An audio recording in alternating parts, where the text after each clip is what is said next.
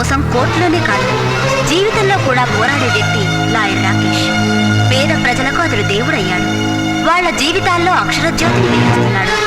చెప్పడం కంటే చేసి చూపించడంలోనే మనిషి మహాత్ముడవుతాడన్న దానికి సాక్ష్యం lawyer Rakesh. Rakesh program telecast చేద్దాం చెప్పానా? అవును చెప్పావు. మరి ఎందుకు చేసావు? అతని సంగతి తెలుసు కూడా. తెలుసు. ఎందుకంత భయం? నేనే చేశాను.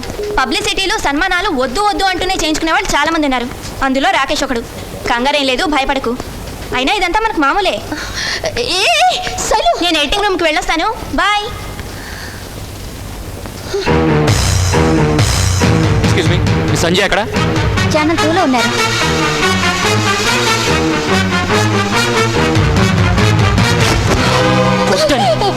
అసలు నా ఇంటర్వ్యూ టెలివిజన్లో ఎందుకు వచ్చింది? Who the last department on television?